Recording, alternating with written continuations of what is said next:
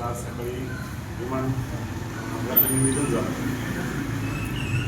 दादा हे निर्भीड व्यक्तिमत्व होते, जे असेल ते तोंडावरती सांगणारे व्यक्तिमत्व होते. काम होणार असेल तरच हो म्हणणारे, नसेल होणार तर तोंडावरती न सांगणारं असं व्यक्तिमत्व मला सुद्धा अनुभवायला मिळालेलं आहे. मी दादांच्या एक दोन आठवणी बघते आणि त्यांनी सांगतो की पुरंदरमध्ये ज्यावेळेस विजयराव कोणते जिल्हा परिषदेचे अध्यक्ष झाले, त्यांचा मुलगा मित्र असल्याने त्यांची घटना ते नेहमी सांगतात.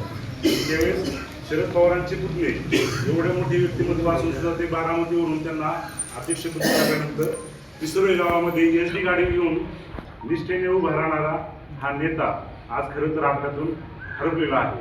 आणि दादांचा नेहमी मर्यादित हस्तक्षेप असायचा. आमचे सुद्धा मदनदादा ज्यावेळेस सोसायटीचे चेअरमन होते त्याचं काम द्यावं म्हणून, तर त्यावेळेस त्या व्यक्तीने इथं आल्यावरती दादांना फोन लावला. तर सुद्धा सांगितलं की बाबा दादा आमची ते आता मिटिंग झालेली आहे मासिक, आणि त्याच्यामध्ये आमचा तो निर्णय झालेला आहे, आता कसं करायचं. तर दादा म्हणले ठीक आहे, तुमचा जर मासिक सभेत निर्णय झाला आहे तर तुम्ही त्या पद्धतीने विषय पुढे न्या. दादांनी त्या व्यक्तीला समजून सांगितलं की त्यांचा सार्वजनिक बैठकीत निर्णय झालेला आहे. सामंजस्य व्यक्तिमत्व हे दादांचं आपण अनुभवलेलं आहे.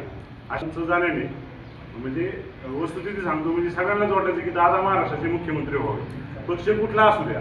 पण सगळ्यांची एक भावना होती, वेगळं मराठमूळ व्यक्तिमत्व म्हणून दादांकडं आपली महाराष्ट्रातली जनता पाहत होती. अशा या दादांचं आपल्यातून झाल्यानं सर्वांना जे दुःख झालेलं आहे त्यातून सावरण्याची शक्तीबुद्धी सामर्थ्य परमेश्वराने महाराष्ट्रातील तमाम जनतेला द्यावी. मी आपणा सर्वांच्या वतीने दादांना भावपूर्ण श्रद्धांजली अर्पण. उपमुख्यमंत्री आणि अर्थमंत्री अजितदादा पवार यांची आज सकाळी आपल्याला 8:30 वाजता विमान लोड होत असताना मुंबईवरून त्या ठिकाणी बारामतीला सभा होती अजितदादांची 8 वाजता, आणि कार्यकर्ते त्यांचे हार घेऊन त्या ठिकाणी वाट पाहत होते.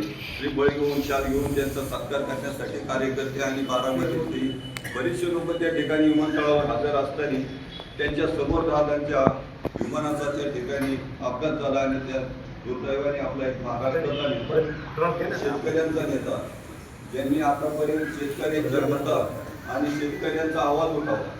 विधान भवनात जर अजितदादा बोलायला लागले तर भले त्या ठिकाणी अजितदादांच्या त्या आवाजात एवढी ताकद होती की भले म्हणजे विरोधक असू किंवा सत्ताधारी असू त्या ठिकाणी अजितदादांचं म्हणणं ऐकण्यासाठी आतुर असायचे, किंवा त्यांच्या शब्दातच एवढी ताकद असायची. म्हणजे त्या ठिकाणी फडणवीस साहेब असू कुणी असू त्या ठिकाणी अजितदादा बोलायला लागल्यानंतर त्यांचं बोलणं ऐकून घेतलं जायचं.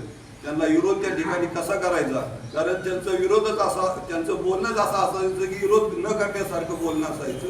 शेतकऱ्यांच्या व्यथाच्या ठिकाणी मांडणारा नेता आपल्यातून खरं हरपलेला आहे. एक अजितदादांसारखा आपल्या ह्या काटेवाडीतून किंवा ग्रामीण भागातून नेता अजितदादाला त्या ठिकाणी तयार होण्यासाठी एक नेता तयार करायला आपल्याला, म्हणजे गाव असू किंवा राज्य असू किंवा देश पातळीवरला नेता तयार करायला त्या ठिकाणी पिढीने पिढी त्या ठिकाणी त्या कुटुंबाला किंवा त्या गावाला, त्या तालुक्याला, त्या जिल्ह्याला प्रयत्न करावा लागतो. दादा त्यांचं बोलणं, त्यांचं काम करण्याची पद्धत ही वेगळी होती, आणि असा नेता खरं आपल्यातून हरपला.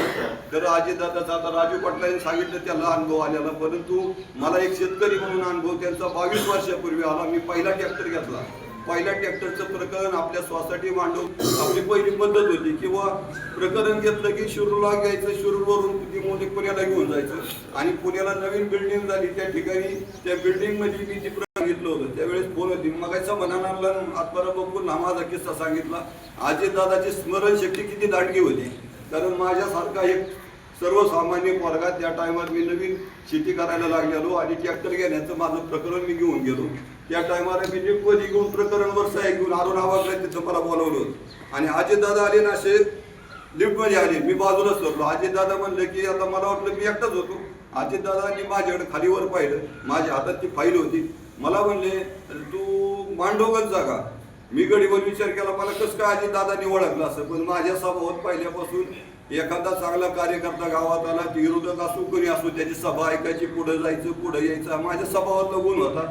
त्यामुळे मला त्यांनी कुठेतरी पाहिलं असेल त्यांच्या कार्यक्रमात. पवार साहेब येऊन त्या टायमात कुणी येऊ, माझ्या त्या समोर असल्यामुळे मला त्यांच्या पाण्यात आणि मग त्यांनी त्या ठिकाणी ओळखले. मी अजून कितीतरी वेळा त्यांचा किस्सा सांगितलाय आणि त्यांनी मला सांगितलं की तुझं काय काम असेल की मी पलीकडं बसलेलं तिथं शिपाई बाहेर आहे, त्या ठिकाणी तुझं काम असलं तर नाही झालं तर मला भेट.